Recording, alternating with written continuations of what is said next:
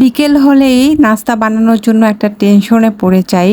আর আমার ছেলেকে বিকেলে কিছু না কিছু খেতে দিতেই হবে, তাই ভাবলাম ওকে আজকে একটু মোগলাই পরোটা বানিয়ে দেই। কারণ একটা ভিডিওতে দেখলাম কি সুন্দর করে মোগলাই পরোটা বানালো, তাই আমারও ইচ্ছা হলো। সবাইকে আসসালামু আলাইকুম, সবাই পাশে থাকবেন, আশা করছি আমার ভিডিওটা পুরোপুরি দেখবেন। তো এই তো ডোটা সুন্দর করে নিয়েছি। একটু কুসুম গরম পানি দিয়ে ডোটা করলে না অনেক সফট হয়, আর এখানে একটু সয়াবিন তেল দিয়ে দিলে সেটা আরো বেশি সফট হয়। আটার ডোটা ভালো করে ডলে নিয়ে আমি একটা সুন্দর পাতলা করে বড় করে রুটি করে নেব। বিকেল বেলা একটু ভাজা পোড়া মুখরোচক নাস্তা খেতে কিন্তু ভালোই লাগে। প্রায় বিকেলে ওকে নুডলস বানিয়ে দেই, তো আজকে ভাবলাম একটু মোগলাই পরোটা বানিয়ে দেই। আর এই মোগলাই পরোটাটা খেলে কিন্তু পেটটা অনেকক্ষণ ভরা থাকবে, তাই বাচ্চাটা খেয়ে দিয়ে ভালোভাবে লেখাপড়া করতে পারবে। লেখাপড়া করে তারপরে রাতে ভাত খেয়ে আবার ঘুমিয়ে পড়বে। আমার রুটিটা করা হয়ে গিয়েছে, আমি একটাই মোগলাই পরোটা বানাবো। এই যে কত বড় রুটি বানিয়ে নিয়েছি, এখানে দেখা যাচ্ছে আমার তাওয়ার থেকে রুটিটাই বড় হয়ে গিয়েছে। যাই হোক, কি আর করার, এখন তো ভালো করে রুটিটা ভাজতেই হবে যে কোনোভাবেই। আর এইদিকে আমি রুটি বাটিতে ডিম গুলে রেখেছিলাম।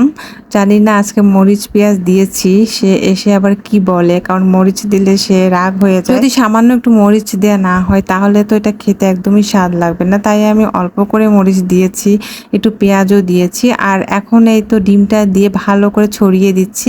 ছড়িয়ে দিয়ে এটাকে 4 ভাঁজ করব।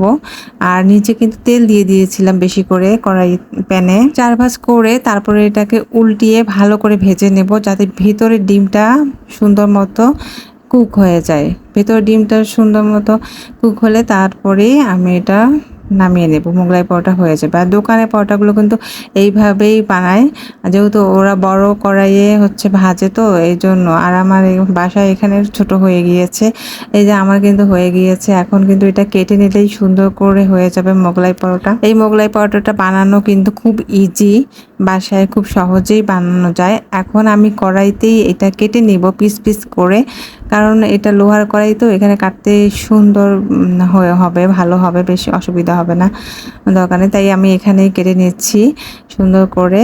ভেতরে ডিমটা কিন্তু সেদ্ধ হয়ে গিয়েছে। আর মোগলাইটা একটু ভারী হয়েছিল, আর এটা একটা মোগলাই আমাদের দুজনের হয়ে যাবে ভালো মতো।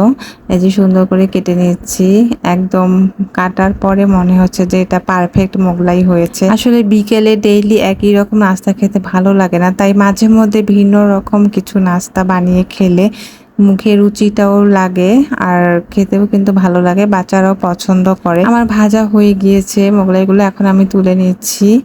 আর ও তো নামাজে গেছে, এসে বলবে যে আম্মু কি রান্না করেছো বিকালের জন্য, এখন আমাকে খেতে দাও। তো এই তো এখন নিয়ে আসলাম, এসে সে খাবে। তো আজকের ভিডিওটা এ পর্যন্ত, সবাই ভালো থাকবেন, আল্লাহ হাফেজ।